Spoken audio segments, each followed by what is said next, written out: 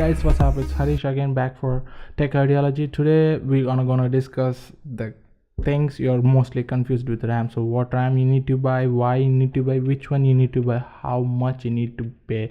And so there is a lot of things going on new. So let's quickly get into what's RAM and what types of RAM are available. So RAM explained. So this is for today's video. So coming to the second thing, what you need to consider mostly is what type of RAM you need to buy. Before that, you need to get to know that how many sticks you need to first consider in buying. Like you need to just check into your motherboard at first. Like if you don't know how many channels your motherboard can support, you can just go on into your internet and search out the model of your motherboard and find out how many channels does it have actually. So you get to know that a thing about knowledge about your motherboard basically before buying or just spending money on the RAM. So if it is a dual channel one, I advise you to buy 2 sticks. So it will be more obvious to buy 2 sticks sort of RAM. For example, to give an example, if you want to upgrade your RAM from 8 to 16 GB and you're planning to buy a single 16 GB stick, then I advise you to buy two 8 GB sticks and go in 2 channels. So this would enhance from 64-bit to 128-bit. So obviously the speed will be, overall working capability of the device will be high. So what I'm trying to say is like so if you have a 2 channel one, so then just buy 2 sticks. That's the best option you can get. So don't go for a single stick if you have a 2 channel one. So coming to the type of RAM you need to buy, like there are 2 things going on in confusion. One is the DDR3 or DDR4, and many people are confused by the new name DDR4 into the industry market. Like everyone feels that insecure sort, like I'm buying something which is of old model and my system will be outdated and it doesn't run.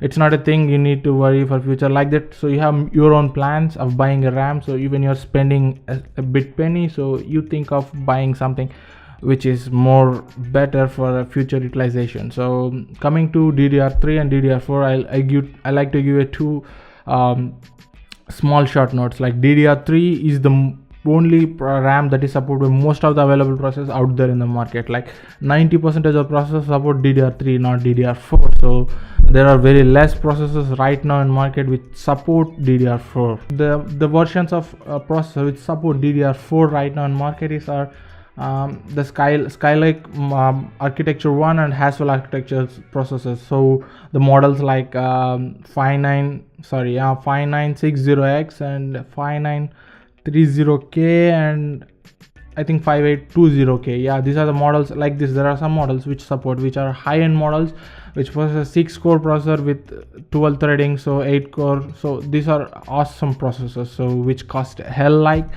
And if you're planning for a complete new PC, you need to be considering to DDR4. So if you already have a processor of any of this lister or which supports DDR4, then you should be considering something into DDR4.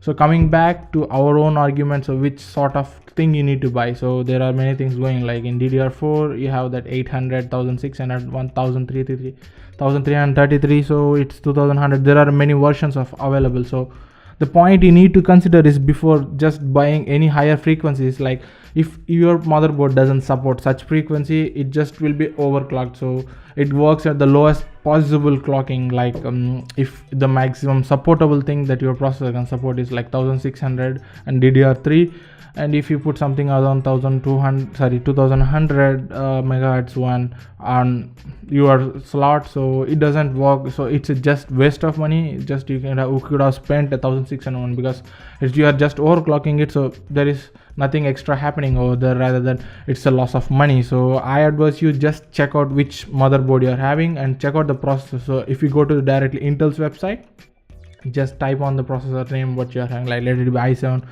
4750 or 5500U or whatever the model. You just check it out on your system and just go on to Intel's website, and there will be clear notification that what sort of RAMs are supported. Like so what is the frequency that the RAM that is supported by. Like if it is DDR3, then what are the frequencies that are more obvious to use for it. So you just consider in going to Intel's website, and after checking out what what processor you have in your system. So that's for DDR3. And I'm gonna go on for a general explanation. So what is this DDR4 and DDR3? So it's just we can think it's a comparison come whatever you can say. I can call it as a more like a comparison one, because I'm gonna compare two major RAMs that's been mostly confused right now in the market. So I like to give my own way of explaining them. So coming to DDR4, actually, DDR4 has a higher bandwidth compared to the DDR3. That's obvious. DDR3 starts from 800 to 2100, while DDR3 has initial starting from 1600. It goes up to 3200. So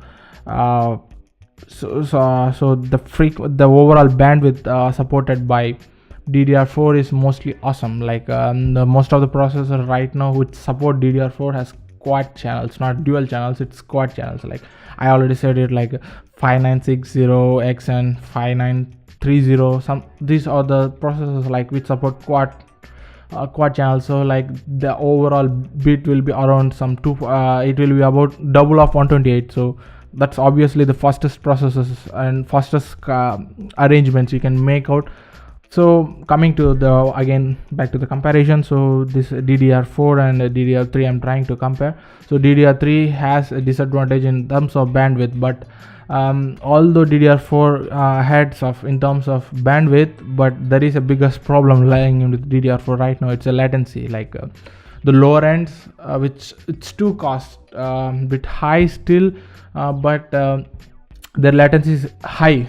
Yes, I'm saying it again, it's higher than that of DDR3 one. So that's completely, like when you buy it after paying that such hefty money, and you'll feel bad for buying such things because it doesn't seem to be working. So coming back, so if you want to buy something in DDR4, you need to go for the higher versions like 3200 ones, which cost a lot, and that is surely to compare. But overall the difference is you will be getting a 10 to 15% max difference, that too in 3D videos.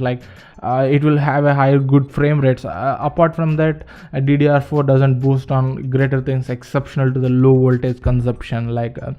Who the hell cares when you're having a gaming PC or video editing PC? I don't think a 2 volts, just a 2 watts, 3 watts of energy difference does make any great difference to me. But it makes a difference when it's like in servers, and also it doesn't make any difference to a regular user. So going and thinking on buying on DDR4 will be a lot of time waste. Right now it doesn't have any great in market. So let's expect when the prices really go down and it is morely comparable to DDR3, then that's the market when DDR4 can be approached. So up to right now, I think it's not a good thing to buy a DDR4. So it's better you just stick on to DDR3 itself. So there was something about announcement by Samsung. So it was in last year, I think. So it was about DDR5, and they were planning to release in DDR5 in 2020. So they expected to say that it will be in retail market around 2022. So it's a thing of another 6 to 7 years. But still, the thing that they boast of for DDR5 is they expect a speeds of 50 Mbps. Okay guys, that's for today. So we'll see you next video. Please like, share and comment this video.